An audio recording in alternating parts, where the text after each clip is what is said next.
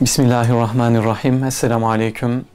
Değerli izleyenler, Umut Kervanı olarak bu hafta Şanlıurfa'dayız. Şanlıurfa'nın Akçakale ilçesine bağlı Aşağı Deren köyüne geldik. Uzun ve yorucu bir yolculuk oldu ama gerçekten değdi. İyi ki gelmişiz, iyi ki buradayız. Çünkü gördüğümüz, şahit olduğumuz bu manzara, bu tablo gerçekten bizi derinden etkiledi. İyi ki gelmişiz ve bu dramı görüntülüyoruz. Deli ablamız burada 4 çocuğuyla birlikte yaşıyor. Çocuklar yetim. Deli ablamız gerçekten büyük bir özveriyle burada hayat mücadelesi veriyor. Çünkü ev kendilerine ait değil. Yıkık dökük bir ev ama yine kendilerine ait değil. Hayırseverler bir şekilde onları buraya yerleştirmişler ve yakın zamanda da çıkmak zorunda kalacaklar. Biz bu yayın öncesi konuştuk.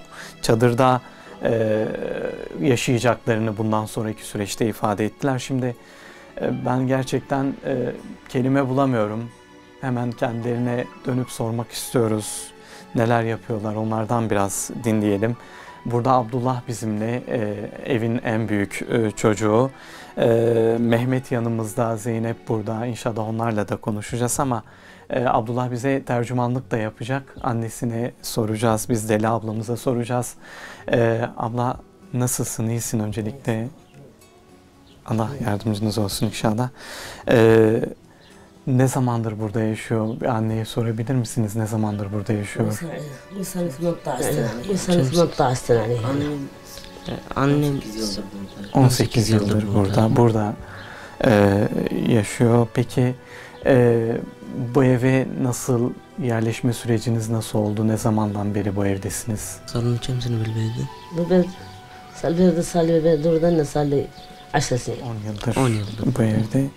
Peki ne sıkıntılar var? Hangi sıkıntıları var annemizin?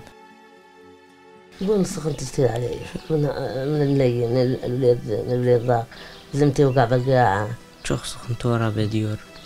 أنا Yani ما ضغطني. bu çocuktan yani babam ölmeden önce sakattı. Ne zaman vefat etti baba? كمان سنة. كمان سنة. 8 yıl oldu. 8 yıl. 8 yıldır. Peki Evet. neye ihtiyacı var annemizin? Biraz ihtiyaçlarından bahsedelim. Zaten öncelikle ev ihtiyacı var ama onun dışında hangi ihtiyaçları var? من عدا البيت شنو؟ التلفزيون بوزران قلت ماشي ماكينة فراش.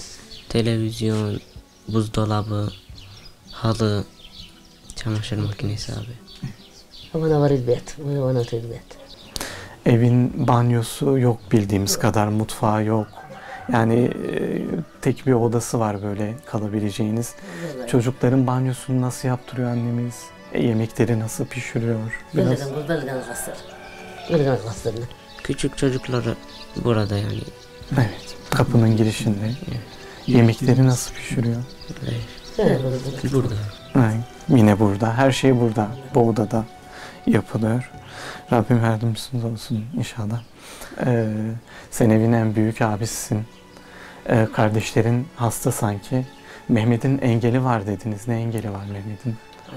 Ayaklarından. Hı. Peki. Evet, bazen bayılıyor. Zeynep de biraz hasta sanki. Kansızlığı var Zeynep'in de. Şeker hastalığı var. Evet, bir de Fatih var değil mi? Evet, onu da unutmayalım. Onun da şeker hastalığı var. Peki tedavilerini yaptırabilir misiniz? وكل شهر تاخذ Mehmet'i ayda bir götürüyor. الفيزياء قوم Fiziğe götürüyor. Fatih de ناخذ. Nasıl zor oluyor değil mi? Nasıl götürüyorsunuz? Kim yardımcı oluyor size? Yolda bekliyorsunuz. Götüren olursa gidebiliyorsunuz.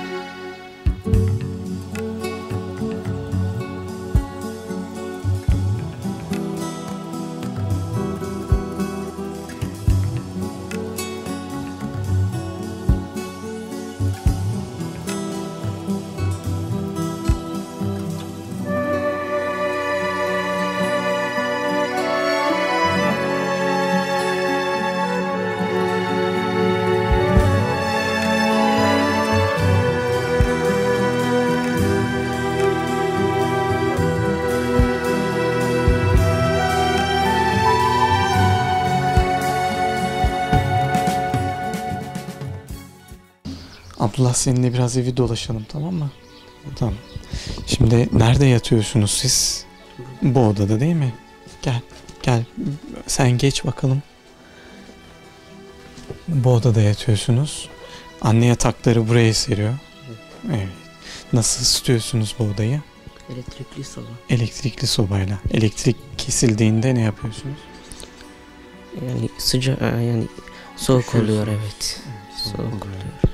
Abdullah, yani şimdi burası belki böyle görünürde tamam da şimdi kışın yağmur yağıyor. Burası ıslanmıyor mu? Yağmur olduğunda ıslanıyor. Islanıyor. Yağmur olduğunda damlatıyor buralar hep. Bir de penceresi yok buranın.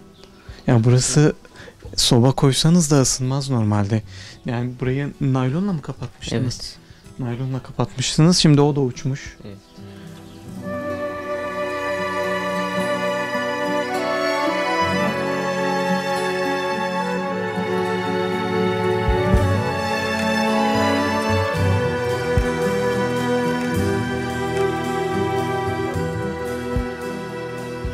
Kardeşlerin de burada uyuyorsunuz değil mi?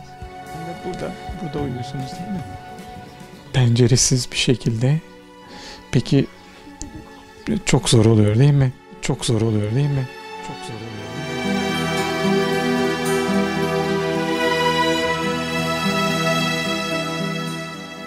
Banyo zaten o girişte yapıyordu anne size.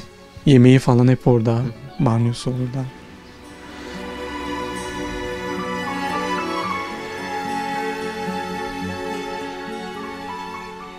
Kışın burası çok zor değil mi? Evet.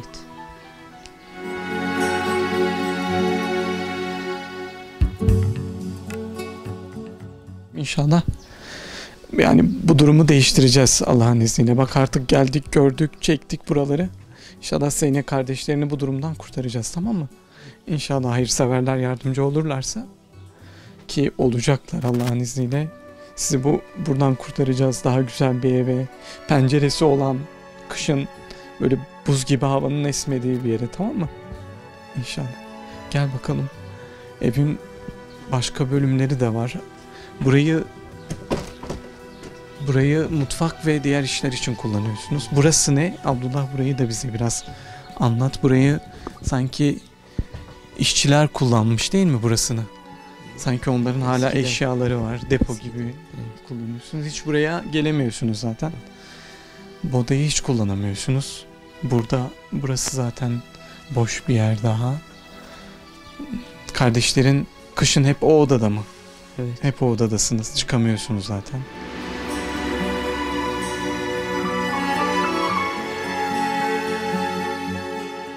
Buzdolabınız da çalışmıyordu değil mi Abdullah? Evet. Gel bakalım. Buzdolabı çalışmıyor. Açılıyor mu bu? Nasıl açılıyor Abdullah? Sen bir aç buzdolabını. Evet, içinde de böyle ancak size yetebilecek kadar günübirlik değil mi? Köyde akrabanız yok. Köyde kimse yok size yardımcı olan.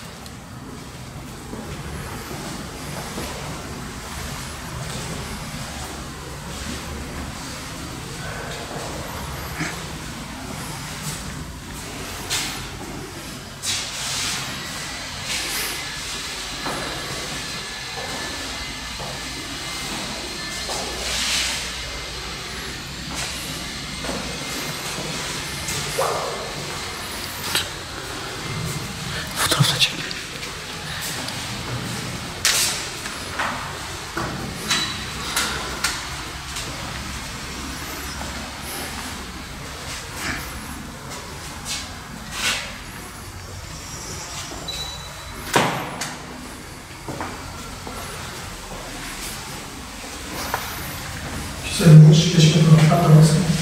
Kulaklar bozulmasın. Ancak ama bayramdan sonra hayırlısıymış. Evet, bu altta bir ispat yaparız. Bunlar çok.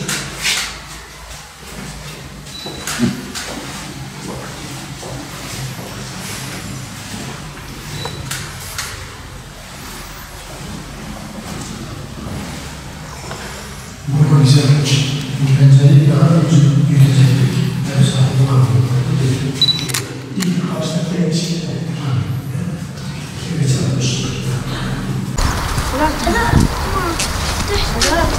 Bismillahirrahmanirrahim. Umut Kervanı olarak biz Şanlıurfa'nın Akçakale ilçesinden Deli ablamıza biz misafir olmuştuk ve onun evini görünce içimiz dayanmadı. Gerçekten haraba bir evde oturuyordu. Aslında ev denilmiyordu ama onlar orada barınıyorlardı. Kışın soğuğundan, yazında yılan ve çivanların, haşerelerin yuvasıydı. Ama elhamdülillah çok şükür biz Umut Kervanı olarak Deli abla bir televizyon programını yaptık ve o televizyon programında Deli abla gelen yardımları elhamdülillah çok şükür biz onları bu evde kurtardık ve böyle güzel bir ev yaptık onlara. Destekte bulunan, hayır yapan herkesten Allah razı olsun. Onlara çok teşekkür ediyoruz. Onlar bize bu desteği verdikçe biz de böyle Zeynep gibi, bu kardeşlerimiz gibi daha nice güzel evler yaparız ve nice güzel projeler yaparız. Hep beraber biz bu işi başaracağız inşallah. Bütün hayır sahiplerine yine teşekkür ediyoruz. Allah kendilerinden razı olsun. Çok teşekkür ederim. Allah razı olsun. Deli abla evin anahtarını size veriyorum. Buyurun içeri.